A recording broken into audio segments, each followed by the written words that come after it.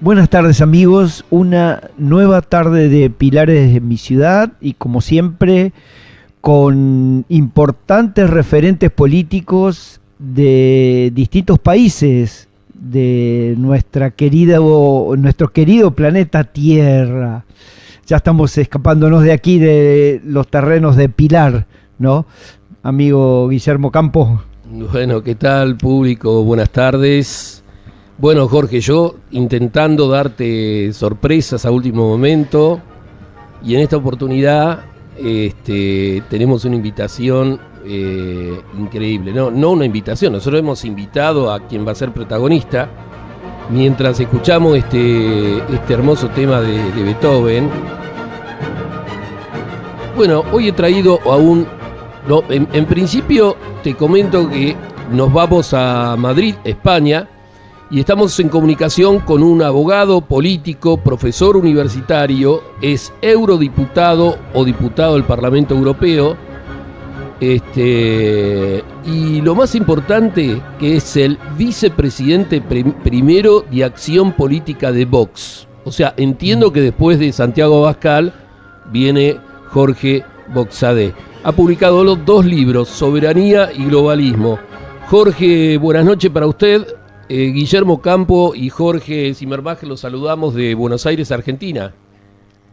Pues buenas noches a Guillermo, a Jorge y a toda la nación argentina, aquí en España a las 10 de la noche y un poquito más. Y muchísimas gracias por la invitación en este último día de julio. Ya saben ustedes que aquí en España el 1 de agosto es el inicio del gran periodo de vacaciones. Seguro. Así es, un gusto, Jorge. Muchas gracias por estar a estas horas allá en España. A ustedes. Bien, Jorge, los argentinos quedamos muy impactados con un discurso que usted ha pronunciado a la oposición en el Parlamento Europeo. Le pedimos al operador entonces que pase las secuencias del Parlamento Europeo de Jorge. Ustedes se comportan como un matón en el patio del colegio. Durante años han estado amedrentando a los niños, pero hoy hay una generación que ha decidido plantarles cara. Después de oír el debate se demuestra de nuevo que nadie en Europa recibe más insultos, odio y violencia que eso que ustedes llaman la extrema derecha. Pero ya no dan miedo, dan vergüenza ajena. Si quieres un empleo estable, extrema derecha. Si respetas a tus padres y exiges el derecho a educar a tus hijos, extrema derecha. Si no quieres vivir compartiendo un apartamento de 30 metros cuadrados, extrema derecha. Si amas a tu nación, extrema derecha. Si intentas vivir tu fe cristiana de forma coherente, extrema derecha. Si te parece ridículo el feminismo woke que atenta contra las leyes biológicas, extrema derecha. Si quieres pasear seguro por las calles de tu ciudad, extrema derecha. Si sabes que solo con molinos y placas solares no vamos a mantener la dignidad de Europa, extrema derecha. Si no quieres que las élites millonarias decidan por ti y quieres que decida el pueblo, extrema derecha. Todo el que se enfrenta a ustedes debe ser expulsado del espacio público. Pero esto se ha acabado. Ya no va a ser así, porque vamos a ganar en toda Europa. Gracias. Quedamos los argentinos muy impactados con aquel discurso que ha procesado la oposición en el Parlamento Europeo, que fue un discurso muy contundente, muy duro, y en este discurso posiblemente usted define claramente la posición de Vox. Yo creo que somos fundamentalmente un partido patriota. Y ser un partido patriota en España tiene unas consecuencias. Y es un partido metido en su historia, en su tradición, en el respeto a la cristiandad, en la defensa de la libertad individual, de la familia y, por supuesto, de la nación. Todo es eso. Es Vox, a pesar de que, por supuesto, los medios, los tertulianos, los comentaristas nos quieren colocar esa etiqueta de extrema derecha que utilizan como una especie de insulto. Pero cuando ellos utilizan esa expresión se están refiriendo a alguien que defiende la familia, que defiende la nación, que defiende la libertad individual, la libertad de empresa y sobre todo la libertad de pensamiento, que hoy en día está gravísimamente amenazada por eso que hemos consensuado en denominar el globalismo, que es un magma de ideas destructivas. Perfecto. Jorge, ¿usted cree que en el mundo está surgiendo una incipiente generación de jóvenes que ha decidido a plantar cara, como dicen ustedes los españoles, al populismo y a la izquierda destructiva? Pues, absolutamente, absolutamente. Y ustedes en Argentina son un ejemplo de una generación que se ha alzado, que ha alzado banderas, muchas de ellas olvidadas, que va a seguir alzando nuevas banderas, y son los jóvenes los que están llevando esa iniciativa, porque son los jóvenes los que están viviendo las consecuencias de un mundo que les vamos a entregar mucho peor que el que recibimos nosotros, nuestra generación o la generación de mis padres. Bien, bien. Antes de darle cabida a mi coequiper, le quería preguntar, si usted tuviera que hacer un paralelismo entre las acciones de Vox y las acciones que desarrolla nuestro presidente Javier Milei, ¿estamos en línea absolutamente paralela? Bueno, yo creo que Argentina, Milei, tiene sus particularidades y eso es lo que nos diferencia, ¿eh? Las peculiaridades de Argentina, pues esa corrupción masiva, esa brutal estatalización, ese justicialismo último que se convirtió en un latrocinio, pero hay muchas cosas que coincidimos. Yo creo que lo que nos caracteriza es el descaro y el patriotismo. El descaro de decir aquello que los políticos de siempre llevaban ocultando y que han sido cómplices de eso. Y luego el patriotismo, la convicción de que desde el amor a la nación argentina, desde el amor a la nación española, se puede construir un proyecto político.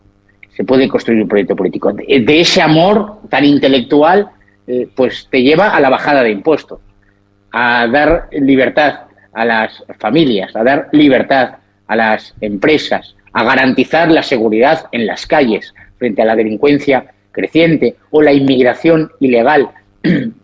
Pero hay cosas que nos diferencian. En España, por ejemplo, tenemos un problema gravísimo, que es la inmigración ilegal procedente de países islámicos, procedentes del África, y que están produciendo una ruptura de la homogeneidad social, de la unidad y de la convivencia en muchísimos lugares de Europa y especialmente de España. Pero sobre todo con Milei nos une, y vosotros o ustedes lo saben, la amistad personal que hay entre Santiago Abascal, mi jefe, el líder de Vox, y Javier Milei.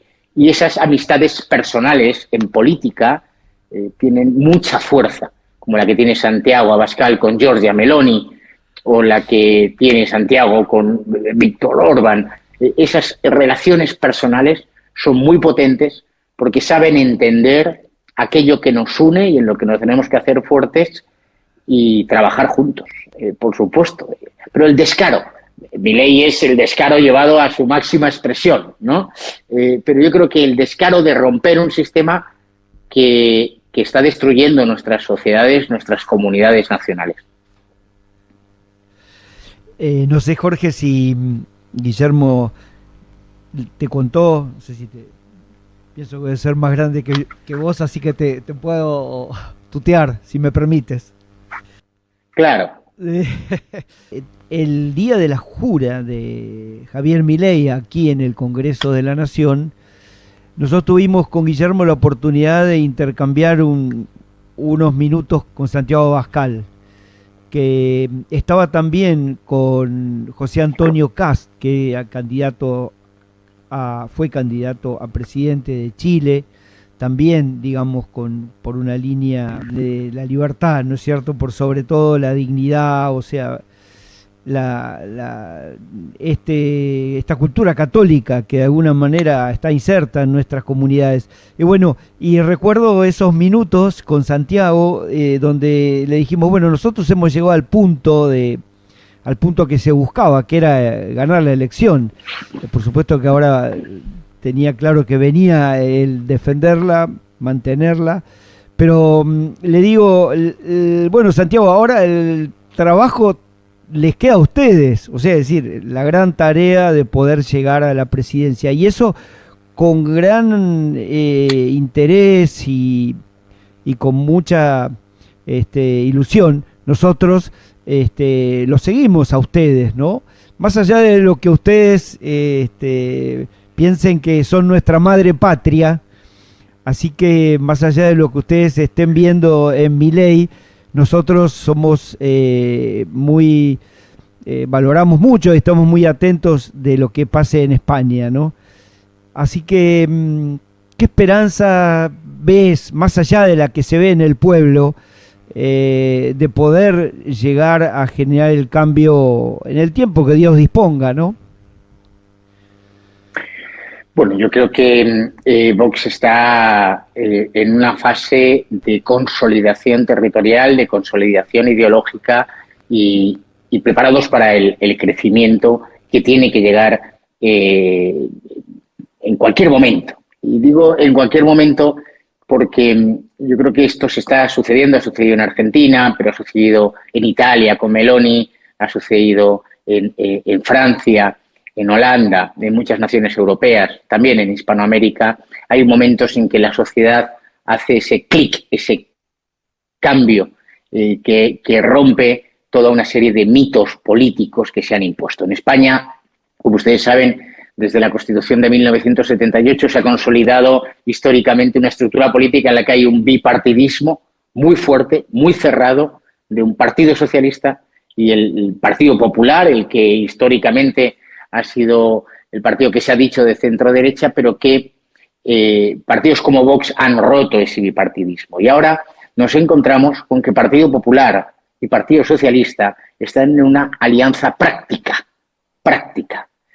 Y eso perjudica mucho a la alternativa política, al sanchismo, al socialismo imperante. Y luego tenemos toda la estructura de partidos separatistas en los cuales se ha apoyado Sánchez. La situación política en España ahora mismo es muy grave, porque Sánchez camina decididamente hacia un gobierno autocrático, hacia un gobierno unipersonal, un gobierno sin respeto a las instituciones, sin respeto a las formalidades democráticas, que está dispuesto a pactar con el comunismo, con el separatismo, que ahora mismo, pues por ejemplo, España es una nación que aún no ha reconocido la victoria de la oposición en Venezuela, en las recientes elecciones electorales en Venezuela. Sánchez está prácticamente alineado con Irán, con China o con Putin, porque no ha reconocido la victoria de la oposición, no ha rechazado los resultados proclamados por ese régimen criminal, ese régimen corrupto de Maduro. Esta es la situación real. A partir de ahí, Vox en franco crecimiento, en esa consolidación y además con la firme voluntad, efectivamente, de producir el cambio en España como se ha producido en Argentina. Ahora mismo, los números nos dicen que deberíamos pactar con el Partido Popular, pero por desgracia ese Partido Popular, que es el partido hegemónico del centro-derecha durante 40 años, ha decidido conformar una alianza con Sánchez. En la práctica pactan con él el reparto de los sillones, de los puestos, del poder. Ahora se han repartido, por ejemplo, los jueces, el gobierno de los jueces en España, pactan con el Partido Socialista en Bruselas, en el ámbito de la Unión Europea. Conozco personalmente por ser diputado en el Parlamento Europeo, y eso es tremendo para España, es tremendo para la alternativa, porque genera mucha desesperanza en el votante. El votante quiere un cambio radical en España y eso es lo que nosotros estamos ofreciendo, y no tengo ninguna duda, que hay un momento en que la sociedad española va a dar ese clic, ese cambio, y va a darnos su confianza para cambiar España y devolver a España a esas cotas de prosperidad y de seguridad y de libertad que nunca debimos perder. Bien. Quedamos ahí pegados. Sí. Hace unos días hablamos con Natalia Aguilar. Sí. Exacto. No, y ella la verdad que la inquietud era cómo se vivía, ¿no?, en la Comunidad Europea como parlamentaria, y de alguna manera te digamos, nos inquieta también esto, porque decíamos, si todos los patriotas, digamos, dentro de lo que Meloni dice, ustedes, digamos, y no sé, como con esta confianza tuya, podría organizarse alguna mayoría, podría darse alguna mayoría en el Parlamento Europeo en función de la cuestión esta de la agenda globalista y todas estas cuestiones, porque sería un gran golpe, ¿no?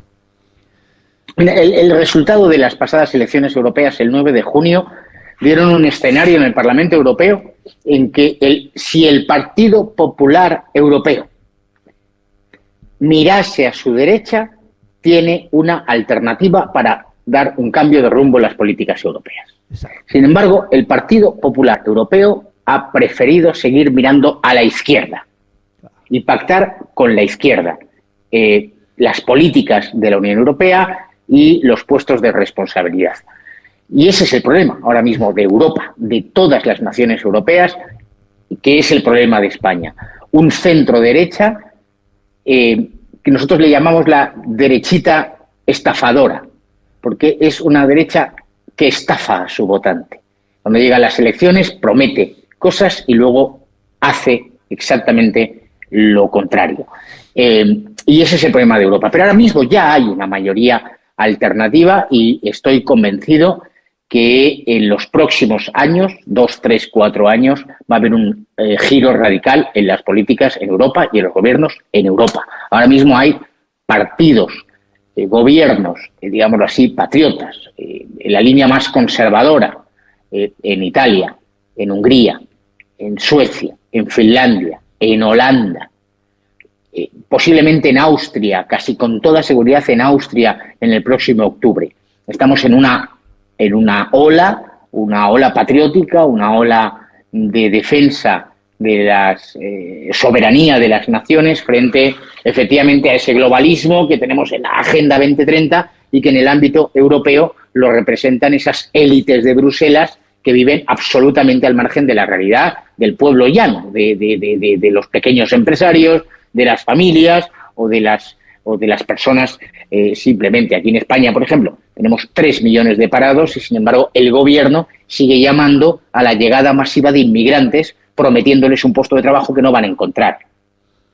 Y eso produce la quiebra del estado del bienestar, la quiebra de la convivencia, la quiebra de esa homogeneidad, ese sentir cristiano de la sociedad que se va diluyendo a una extraordinaria velocidad y que tenemos el deber político y el deber moral de defender.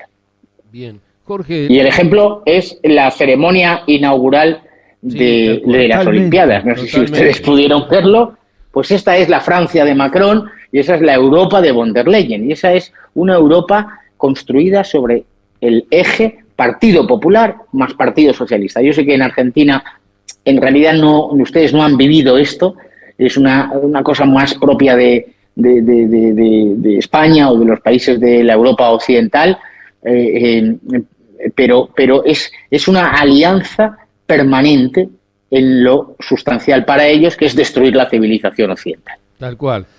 Jorge, después piden disculpas cuando ya sucedió el hecho, no sirve la disculpa. Pero yo le quiero no sirve, no, porque usted no habla sirve. mucho de la fábrica de los rótulos, ¿no? Que la izquierda política tiene una gran fábrica de etiquetas, esa gran capacidad de rótulos políticos, y nosotros no lo tenemos. Ellos tienen los medios hegemónicos, nosotros no lo tenemos. A ver, ¿qué es lo que está pasando? ¿Por qué nosotros no tenemos armas suficientes y no somos proactivos? Solo lo que hacemos es estar a la defensiva. Bueno, yo creo que el motivo es fundamentalmente histórico. El motivo es histórico. Después de la Segunda Guerra Mundial se produce una sensación de autocomplacencia en las sociedades occidentales. El marxismo cultural se empieza a desarrollar, invade las universidades norteamericanas, invade las universidades europeas, invade la industria del cine, invade la industria de la cultura. Mayo del 68 produce la quiebra total. Y la derecha social, la derecha, digamos así, clásica, hace dos cosas. Una, no entiende lo que está sucediendo. Y en esa visión mercantilista de la vida, creen que todo pasa bueno, oye, mientras tengamos que comer y el Producto Interior Bruto siga creciendo y tal, pues somos sociedades ricas y todo va bien. Y dos, acepta la derrota. Durante décadas, la Europa occidental, el mundo occidental, también voy a meter a toda Hispanoamérica, acepta la derrota y la derecha decide no defender sus principios, sus virtudes, sus convicciones más profundas. Y esto está cambiando. Efectivamente, esa hegemonía cultural que se dice de 40, 45, 50 años, depende de la nación, ha producido el resultado que tenemos ahora, que son varias generaciones educadas en la ausencia de principios, con un desconocimiento brutal de la historia, con un desconocimiento de la realidad, pero ahora está surgiendo, está cambiando las cosas. Eso estoy absolutamente convencido, pero efectivamente hemos perdido el mundo del periodismo, de la cultura en general, del cine, pero por ejemplo, en el ámbito de las redes sociales, la izquierda no es hegemónica. Por eso, tanto interés por parte de las grandes organizaciones internacionales, meto a la Unión Europea y meto a la ONU, por ejemplo, en censurar los contenidos en las redes sociales, desde Twitter X hasta Facebook o YouTube, porque ahí esa hegemonía clásica en las universidades, en la televisión, en la radio, en la prensa escrita, no la tienen. Ahí son los jóvenes los que están imponiendo sus convicciones y efectivamente los jóvenes están rechazando este mundo. Un par de cosas. Aquí nosotros vivimos sobre la base de la Constitución, la Constitución argentina se firma en 1853. Vos hablaste de la Constitución de España en 1978, creo, ¿no? Sí, sí. Nuestra Constitución es como un traje a medida, así digamos, inspirador y quien escribe las bases para los puntos de partida de la organización de la República Argentina es Juan Bautista Alberdi. Es un hombre que vivió realmente proscripto por 17 años en Chile, porque acá estaba el régimen de Rosas en ese tiempo, un caudillo en alianzas con muchos caudillos también acá en la Argentina, y luego se traslada a Europa y Juan Bautista Alberdi, logra, digamos, presentar entre la corona española, incluso la inglesa, el Vaticano, etcétera, que reconozcan de alguna manera esta Constitución que de alguna manera organiza la independencia de las Provincias Unidas del Río de la Plata, ¿no? Yo solo quería referirme que la Constitución es como el alma, como, digamos, la forma de la vida, ¿no? La vida es la realidad que vivimos. Estamos de acuerdo que en ese tiempo creo que había 1 millón de habitantes en la Argentina, ¿no? Pero hoy somos 40 y pico. Pero sigue esa Constitución y de alguna manera esa forma es como un traje a medida de lo que pensado en ese tiempo, ¿no? Con algunas modificaciones básicas, pero en el artículo 2 dice que el Estado sostiene el culto católico, por ejemplo, ¿no?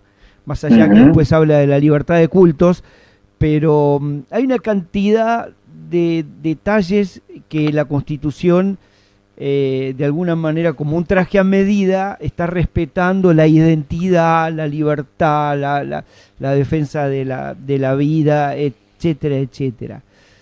Son garantías, ¿no?, con las cuales todavía el pueblo cuenta. Y la verdad que Javier Milei ha hecho mucha hincapié en esta cuestión. Si vos escuchás su discurso, el tipo siempre trae a Juan Bautista Alberdi con este libro que escribió de bases y puntos de partida de la organización de la República Argentina, sobre el cual al año siguiente se firma la Constitución. Nada, quiero hacer referencia que muchas veces el pueblo que realmente vive un estilo de libertad, etcétera, lo que es con este tradición católica, por más que haya diversidad de cultos, ha sido muy importante, sigue siendo de gran fuerza, y en el caso de aparecer un líder como Milei hace valer esta estructura, ¿no? España es nuestra madre, así que la cultura esa viene de allá. Entonces, ¿qué elemento ves vos de fortaleza como para que en determinado momento un líder como puede ser Santiago o quien surja? Yo la verdad que estoy convencido, tengo primos en España, etcétera, que el pueblo se puede armar una mayoría. Pero hay un segundo punto más allá de la Constitución, que es el que Javier, del que habla siempre, y que tuvimos oportunidad nosotros de entrevistarlo con Guillermo, y fue uno de los puntos fuertes. Él dijo: hay que replicar el paraíso en la tierra. Y después salió a decir que había que contar, o había que pedir las fuerzas del cielo y pedir la bendición de Dios para que guíe los destinos de la patria. Bueno, un ingrediente muy fuerte, ¿no?, respecto de lo que significa la trascendencia. Esto, una constitución y un líder con visión trascendente, ¿qué expectativa se puede esperar en España, ¿no? A muchos nos gustaría que el rey pegara un portazo, ¿viste?, y ordenara las cosas, pero bueno, tal vez que no ese es el camino. No ese es el camino, básicamente porque es un camino que está vedado en la Constitución.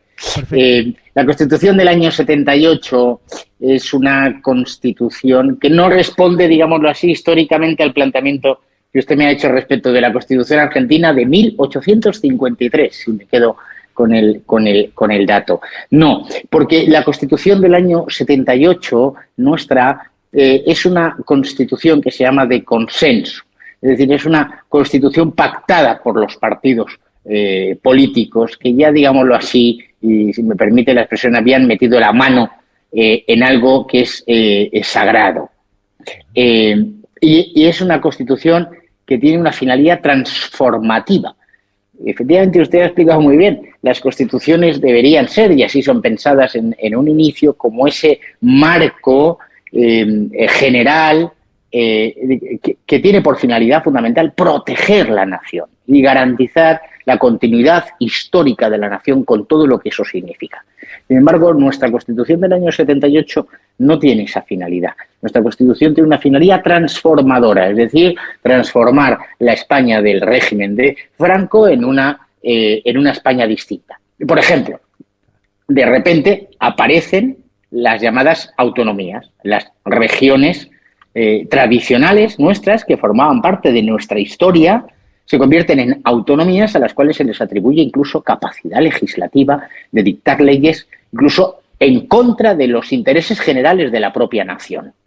Claro, eso para nosotros es un problema. Nosotros, Vox, es uno de los puntos que nosotros reivindicamos, es decir, la necesidad de una modificación de acuerdo con la Constitución, por supuesto, respetando los procedimientos constitucionales, para ajustar eso a la realidad histórica de nuestra nación. Hablaba usted de la libertad de cultos. Pues en una nación como España, ese mismo texto que usted ha proclamado de la Constitución argentina no existe. Se limita a decir que en el artículo 16 nuestra Constitución dice que se garantiza la libertad religiosa, solo faltaría, y que el Estado mantendrá las relaciones con las confesiones religiosas, especialmente la Iglesia Católica, pero hace una mención casi de Rondón.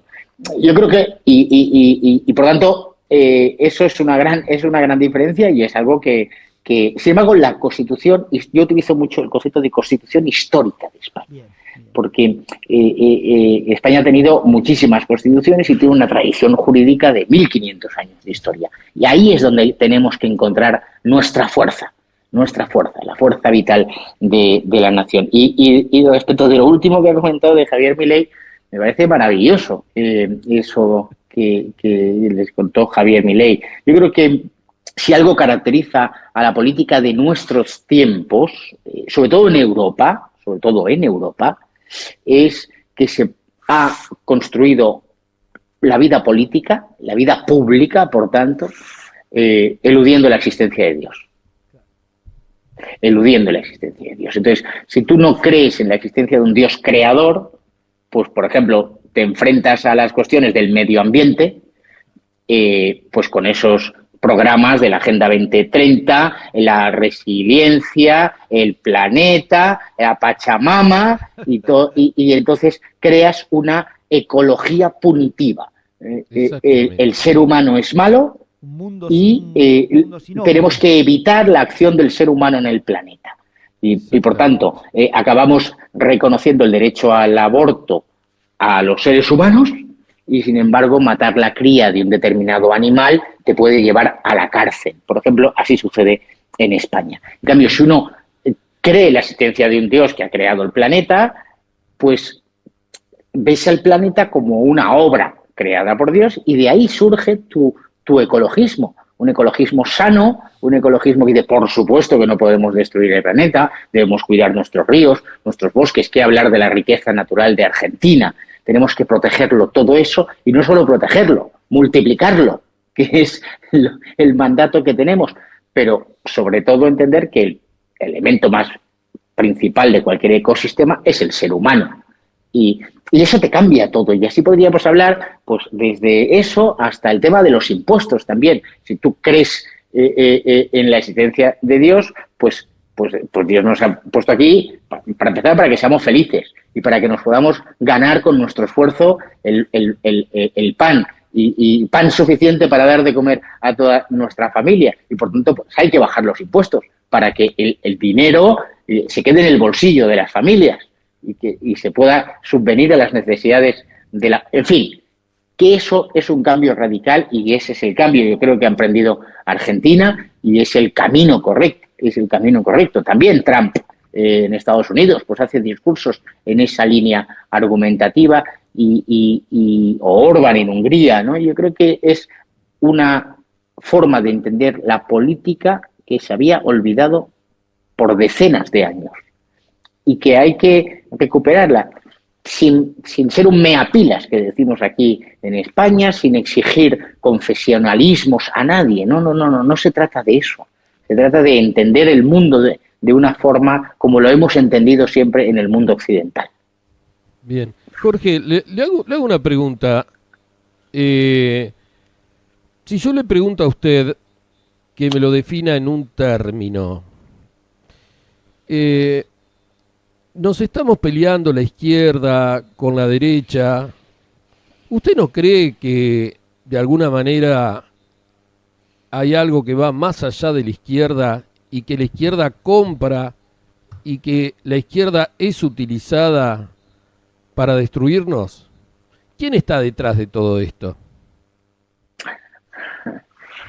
Bueno, yo acabo voy a hacer publicidad del libro. Recién, hace 2 meses, publiqué ese libro Globalismo, que es mi segundo libro, que es como la otra cara de la moneda del primero que escribí, que era Soberanía. El globalismo, precisamente, se trata de eso. Hoy en día la discusión izquierdas y derechas es una discusión que podríamos decir ya directamente antigua, porque la izquierda, como usted señala, ha asumido toda una serie de principios mercantilistas, una visión del mundo propia de la derecha, y la derecha ha asumido todo el discurso cultural, digámoslo así, de la izquierda. ¿Quién mueve esto? El globalismo lo que pretende fundamentalmente es aplanar, igualar de forma coactiva a todas las naciones y a todas las sociedades del mundo, para que esas identidades y características de Argentina, de Chile, de Uruguay, esas naciones conformadas como producto de la historia, sean arrasadas, no haya diferencias. Luego, en un plano más moral, pues efectivamente quiere destruir la distinción entre hombre y mujer, la distinción entre las familias y cualquier otro tipo de organización. ¿Quién hay detrás de eso? Pues ¿Qué nombre le pone usted al globalismo? El globalismo. Bueno, podríamos ponerle la etiqueta más ajustada, quizás nosotros utilizamos globalismo socialista. Globalismo socialista. El globalismo tiene intereses de muy diversa naturaleza, pero fundamentalmente el globalismo es anticristiano. Claro. El globalismo es anticristiano. Quienes promueven todo esto, tienen un enemigo fundamental que es la sociedad cristiana, la civilización cristiana, su principal objetivo la familia, por supuesto, y todo lo que se ha creado alrededor de las sociedades cristianas. El globalismo es la inauguración de los Juegos Olímpicos. Es el ultraje, la ofensa a los sentimientos religiosos, la ofensa a la estética, al criterio estético más elemental. Eso es el globalismo. El globalismo es la ONU, el globalismo es la Unión Europea, el globalismo es la Fundación Gates, el globalismo es Soros. Es que al final el globalismo acaba devorándolo todo.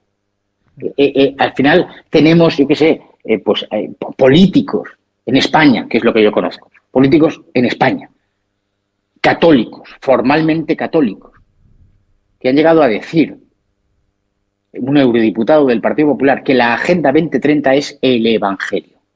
Wow, claro.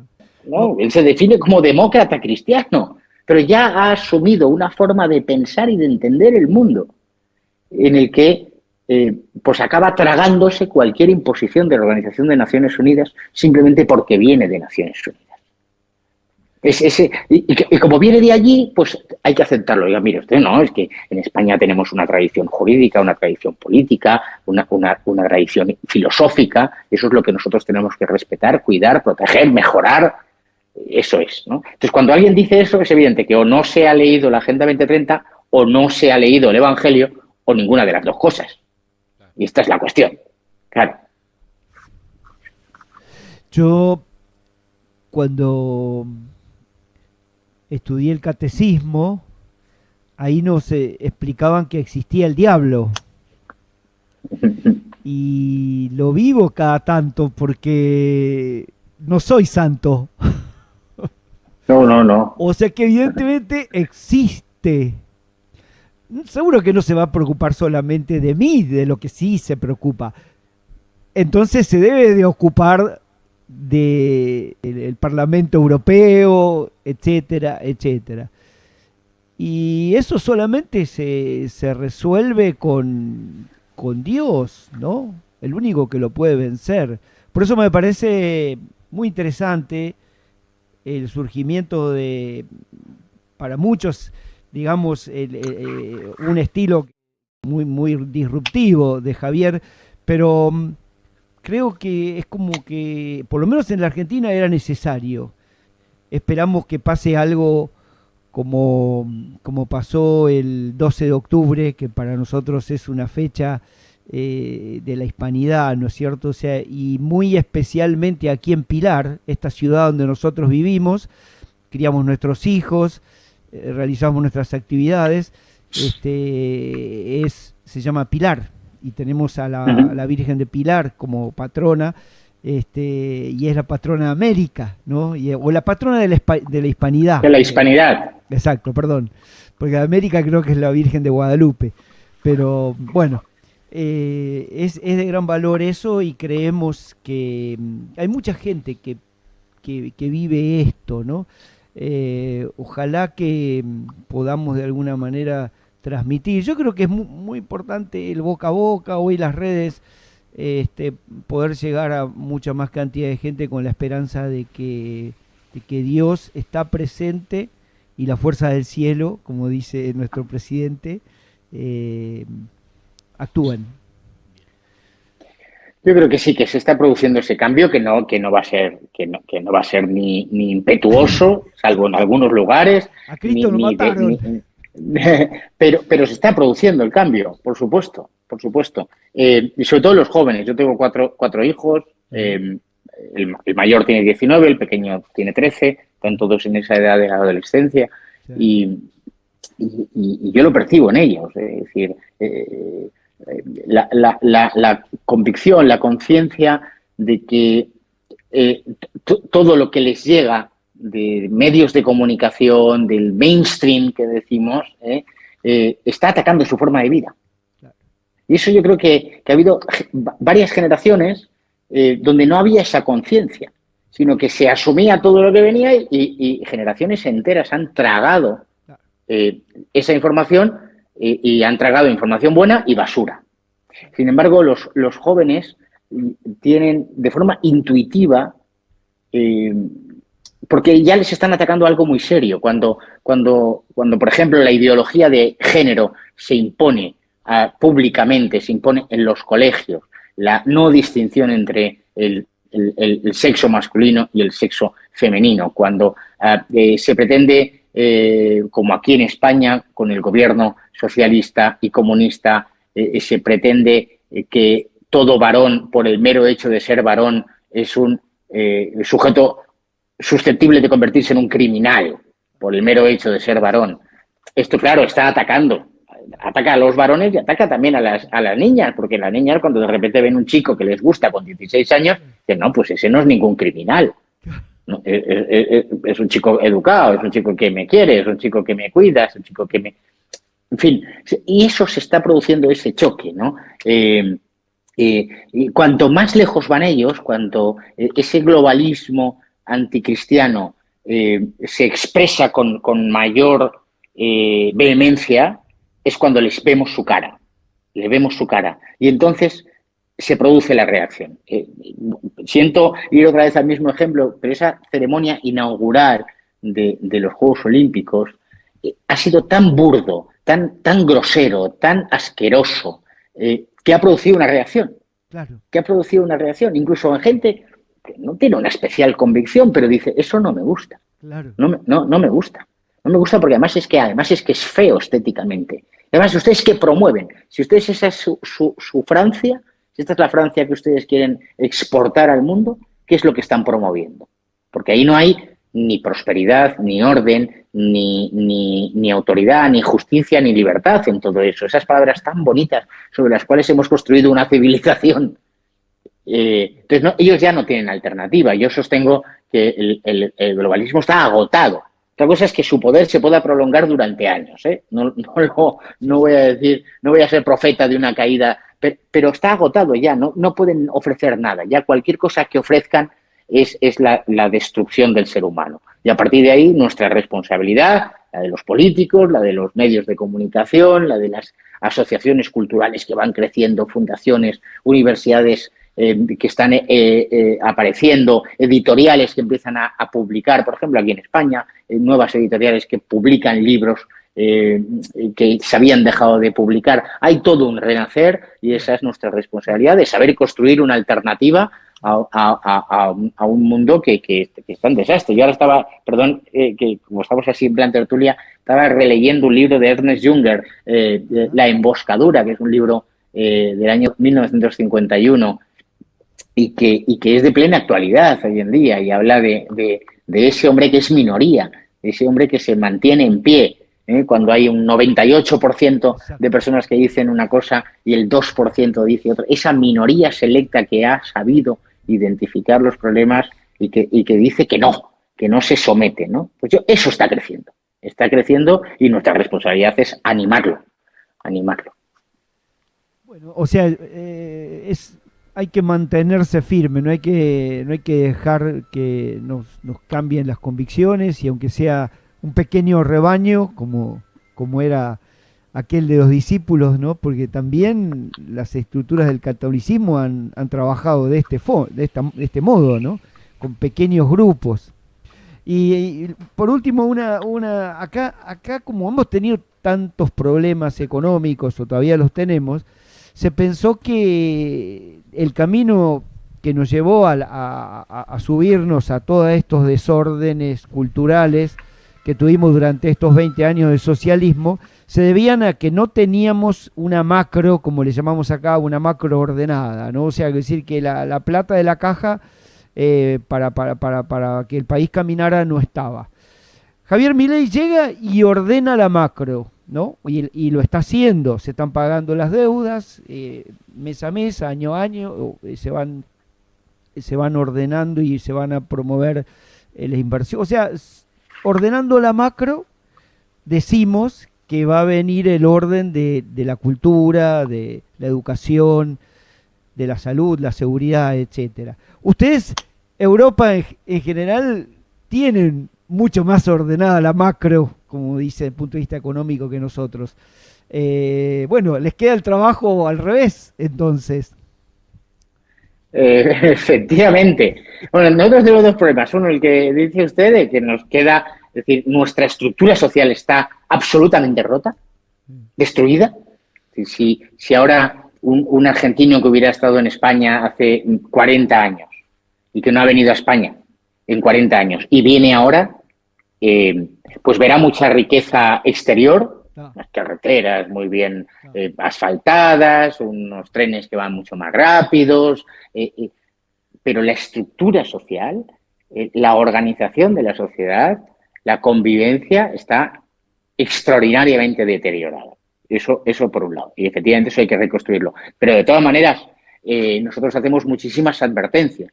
Gobiernos como el de Sánchez aquí en España, económicamente, están emprendiendo el camino hacia esa Argentina que ustedes han dejado de lado.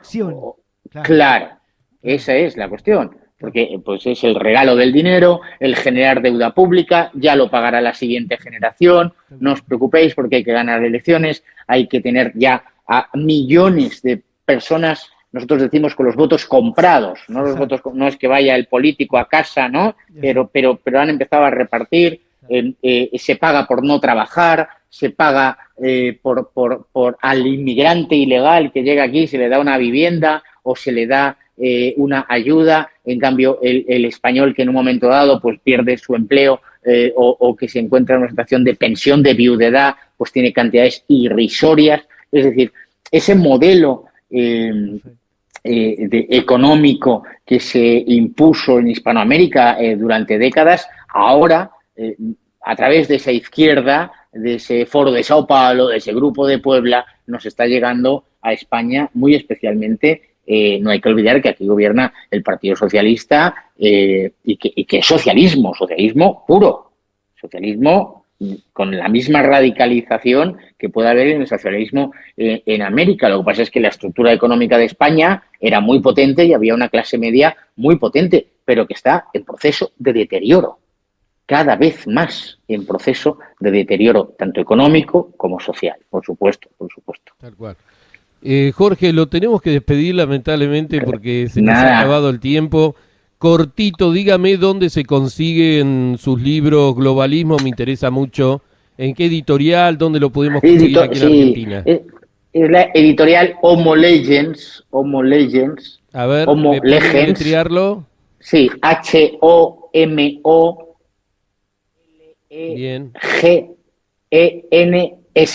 El hombre que lee, Homo Legends. Bien. Y la forma más fácil, pues posiblemente me sabe mal decirlo, pero quizás adquirirlo por bien. Amazon. El operador está poniendo el zócalo.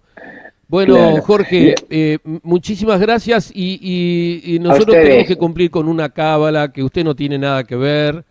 Que en cada acto de apertura y cierre de Javier Milei dice una frase que tal vez usted jamás la debe haber escuchado. Son 4 palabras, nada más. Si usted sí, que lo he escuchado. Si encontramos a Javier Milei, va a ser extraordinario. Claro que lo he escuchado, Javier. Venga, hombre. Vamos. ¡Viva la libertad! ¡Viva la libertad, carajo!